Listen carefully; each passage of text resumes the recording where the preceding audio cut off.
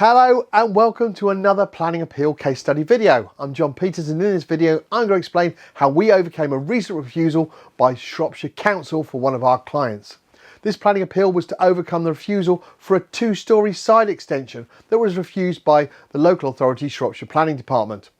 Our client was initially booked in for a free no obligation consultation to run through the refusal reasons that had been used by Shropshire Council to evaluate if an appeal was viable or if an alternative option would be best suited for them. The free no obligation consultation, which took about 25 minutes, found that this case was viable for appeal to the Planning Inspectorate, taking the decision process away from Shropshire Council Planning Department altogether. This case was refused by Shropshire for the following reasons. The proposal is considered to result in an unacceptable impact upon the character and appearance of the dwelling, as well as an unacceptable visual impact on the surrounding street scene. It is considered that the proposed development would result in an unacceptable loss of a parking space. When you look at the application plans and then read or hear the refusal reasons, you wonder if it's the same case. This is mainly a subjective refusal reason, and in our appeal statement we were able to show that the inspector that there was nowhere near the unacceptable impact that was being claimed, and in fact this has been approved many times in the locality already.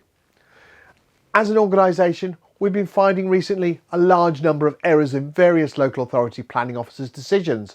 These errors do help support the appeal cases.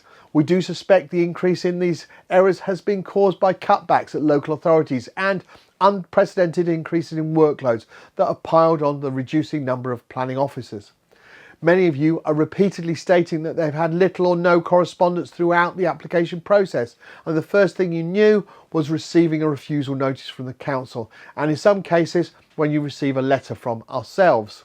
With planning appeals, experience matters, and our specialist appeals team, who handle over 2.5% of all planning appeals in England and Wales that are currently produced and submitted, start by producing a comprehensive and robust appeal statement that this specific case covered 20 pages and just over 3,900 words. It's important to detail in the appeal statement where the local authority failed in their assessment of the case and how, where possible, both local and national policy applies in favour of the appeal. Additionally, if possible, bringing in similar cases that the Planning Inspectorate found favour of at appeal. Obviously, with the back catalogue we have of wins, we're able to use these cases on what the inspector said in them as additional argument to support the case we're working on.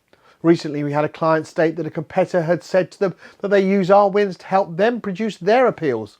I suppose that's a compliment to our team, but obviously with that methodology it does not give them the underlying knowledge to be able to adapt arguments to a specific case. It is important to know that no two cases are the same, and the argument needs to be produced for the specific case in hand. Once an appeal statement is completed, we send the document to our client, asking them to check that they're happy for us to submit the case.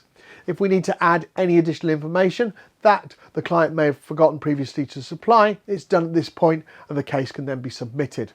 It's vitally important that all the documents and responses are submitted on time throughout the process, as failure to do so will result in the appeal not being successful, something we hear about often when people attempt an appeal for the first time. Always ensure you use a professional who has considerable experience of appeals. It's worth asking them for some recent successful planning appeal case studies like you find on our website. Due to the large number of cases we represent, we have a dedicated team that liaises with the Planning Inspectorate on a daily basis. For this appeal, an independent planning inspector from the Planning Inspectorate visited the site on the 8th of August, and we're pleased to confirm that the appeal was upheld and the permission granted on the 4th of September in a 3-page appeal decision notice.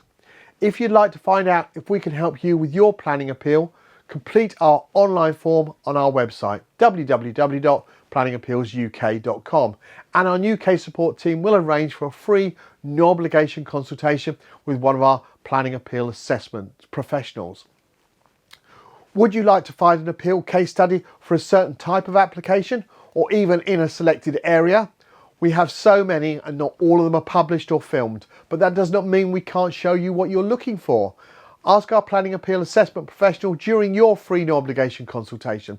Thank you for taking the time to watch this planning appeal case study video, and I look forward to producing the next one very shortly. Thanks a lot. Bye.